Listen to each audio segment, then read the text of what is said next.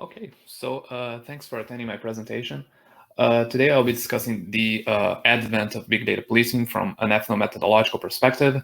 So just to give you a brief introduction, the implementation of big data technologies in law enforcement agencies, they attempted to provide more objective and rational justifications for targeting specific communities and individuals. And it has been debated if, as digitalization advances, officers will increasingly rely more on data analytics to identify patterns of criminal activity, in turn reducing the importance of conducting in situ investigations. These changes mark a shift from what Ferguson calls small data policing to big data policing. So in this presentation, I want to examine the advent of big data policing in light of essential methodical aspects of police work. So instead of attributing a revolutionary character to this new law enforcement modality, I want to discuss how it both reshapes, but it also reproduces traditional forms of policing. For that, I combine Egon Bittner's classic ethnographic research on policing with more current critical data studies about AI and algorithms. To exemplify my argument, I will use as my case study a CompStat meeting where officers explain how they have used GPS location data to arrest a house burglar. Of particular interest in my presentation is how officers build upon different forms of knowledge regimes to narrate data and to extract criminologically relevant information from it. So here it's worth to make a few considerations or to review a few arguments from critical data studies. It has been argued that reducing complex data into mathematical models erases the original context where data traces have been generated, in turn obscuring the very actions that have generated them. This limitation is particularly problematic for law enforcement purposes, as my analysis will demonstrate. So to address this limitation, scholars have argued that it is necessary to combine big data with ethnographic thick data. The latter comprises a small number of observations that allow researchers to gain in-depth knowledge about any given phenomenon. So the difference between thick data and big data is not only quantitative, but it's also epistemological. Each data point in which one of these types of data encompasses a different type of knowledge. Likewise, small data policing mobilizes a type of thick data. In the sense, it is epistemologically distinct from big data policing analytics. Bittner's notion of area knowledge exemplifies that, because it is unrealistic for officers to acquire and maintain factual data about every person, place, and event they patrol. Area knowledge functions as a scheme of interpretation. It partakes of the nature of a good ethnographic grasp, in that it employs typifications without sacrificing interest in and for individual variation. As I will demonstrate, the advent of big data doesn't simply replace area knowledge, but officers build from area knowledge to extract information from big data sources.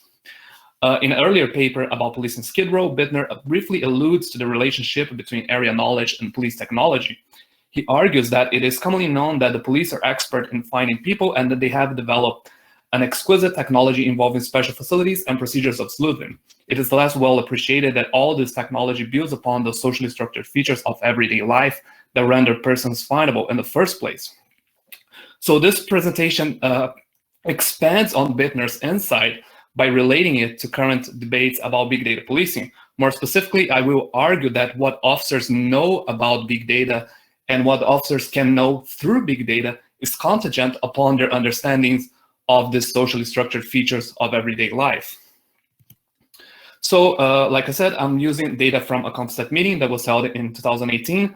I'm going to analyze how officers narrate data. So it's kind of like a ethnomethodology / discourse analysis to their presentation. This data is available on YouTube, on the police department's YouTube channel. And according to the researchers, this case they're going to discuss next was crucial for reducing the number of criminal occurrences in the city. And since the overall purpose of this meeting is to account for the department's effort in reducing criminality, this investigation that is going to be presented here serves as kind of like a poster child for good policing practices.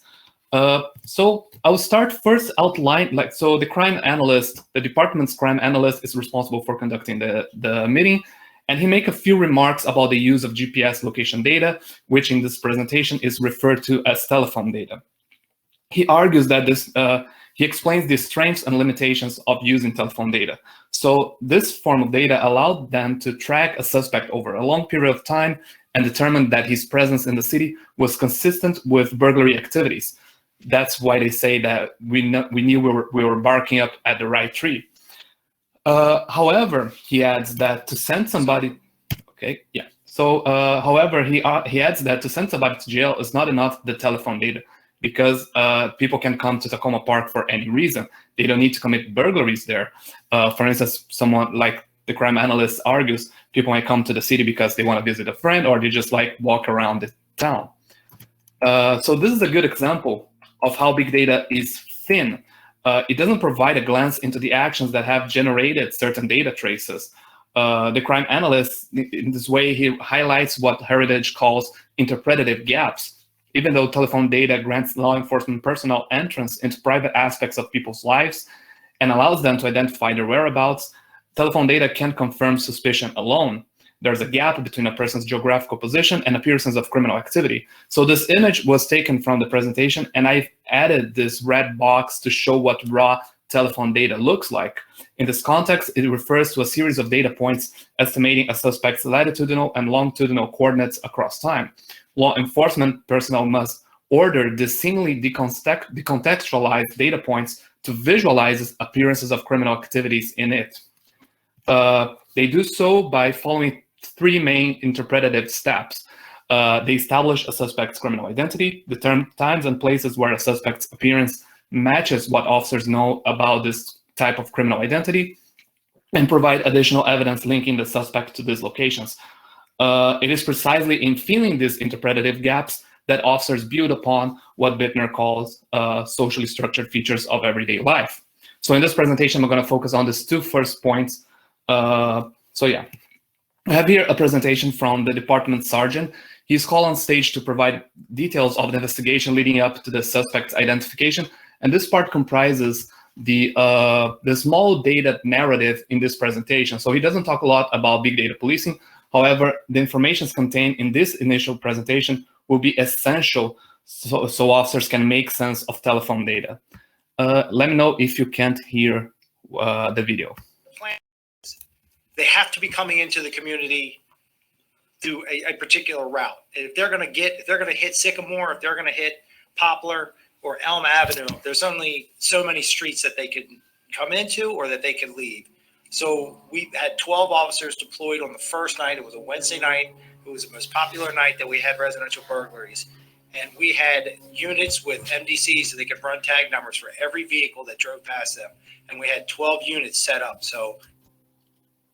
And sure enough, the park police sergeant saw a car that drove by. She ran the tag. It came back as a rental vehicle.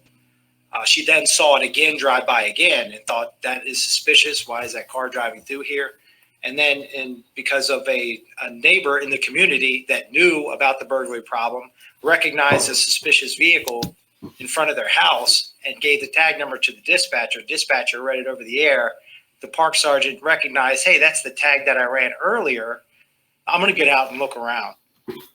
Okay, so it stopped here to save us some time. So basically, he proceeded to explain how the sergeant while investigating, the sergeant identified what appeared to be a robbery in progress, a burglary in progress. A man wearing a mask had a ladder pumped up to a window of a house. The suspect managed to escape, but the officers had the tag number. So they used the tag number to contact the rental car company, and they discovered the lady who rented the car. They quite vigorously pressure her to discover who was driving the car on the night of the incident. And the name turned out to be Antonio Avery, who was arrested in the city for burglary before. So this account illustrates the essential methodical aspects of police work that Bittner talks about. Specifically, the sergeant's account exemplifies how officers mobilize area knowledge about people, place, and events.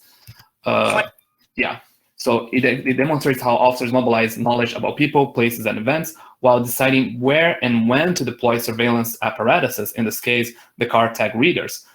And they also use area knowledge to highlight aspects of the vehicle that were suspicious or unusual. It was a rented car driving around routes connecting the city to other places on the one night of the week when burglaries are more likely to happen. When the person driving the vehicle turned out to be someone previously arrested for burglary, committing burglary again derives as the obvious reason for the suspect's presence in the city. More importantly, the suspect's status as a former house burglar is a crucial piece of the narrative to make sense of GPS location data. Going back to Bittner's paper about policing Skid Row, he claims that people's inscriptions into different social memberships renders them findable. It also projects where they will be in the future.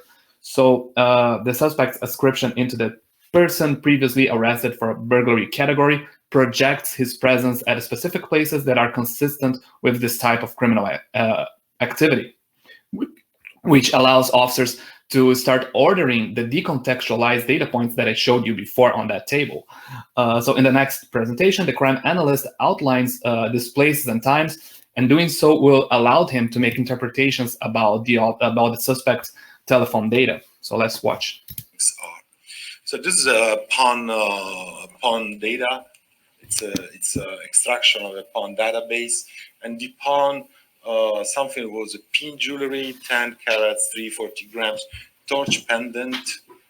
Franklin Marshall College. This was a college, as you might know, and he did it on the 06/12/2016 at 12:13. We had a burglary on 06/11 between 06/11 at 1100 and 06/12 at 1730. It was on Tacoma Avenue. The Franklin Marshall College, that we know it's a college in Pennsylvania, was linked to the residents of that house, meaning the father of one of the residents was a former I believe, dean of that college. So we were able to link the two things one on one. And then we look, this is how the signal looks. So these are telephone data. You will never see that in this form. This is what the police get.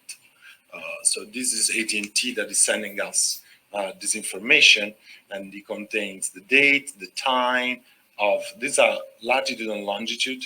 So these are the latitude and longitude where Antonio was, and here it says location accuracy likely better than 300 meters. So AT&T is doing an estimate, say, okay, right, I believe, based on what I know about my network, that this telephone is at 300 meters from this latitude and longitude. And this is the address that this column, I created that, and it's telling me where is it. And I could see through the mapping that here there is the pawn shop and here is the signal from the cell phone. So this is when he pawned the things, and it's confirmed. Okay, so I'm gonna cut here to save us some time. So what I want you to notice is that telephone data doesn't pinpoint the suspect to the pawn shop, as you can see from the map. The crime analyst then uses the pawn shop database to confirm that telephone data is correct. So from a technical stance, so on a surface level, the meaning of telephone data is contingent upon its precision in capturing a factual order of the world, in this case, a suspect's geographical position at certain times. However, regardless of how precisely officers can estimate one's latitudinal and longitudinal coordinates, the interpretative gap between geographical position and appearances of criminal activity remains. The fact that the suspect visited a pawn shop both confirms that the officer's estimations are correct from a technical stance, but it also creates a narrative around the suspect's movements. According to officers' area knowledge, pawn shops are places where individuals ascribed into the house burglary category are likely to go. So the suspect's presence there doesn't simply confirm the geographical coordinates are correct. It ascribes a reason for Mr. Avery to be in that particular location, which is consistent with his status as a house burglar or as someone that was arrested for a burglary before. So in sum, Delrish and Gomez-Cruz argue that data makes sense only to the extent that we have frames for making sense of it. So the meaning of GPS location data or telephone data is not self-evident, but it depends on other forms of evidence, many of which derive from traditional forms of policing, as the sergeant's account demonstrate. So the way these different pieces of documentary evidence are tied together into a coherent narrative depends on officers' area knowledge, which demonstrates how the deployment of surveillance technology builds upon those socially structured features of everyday life. So thank you very much. Hopefully I didn't went too much over time. Thank you.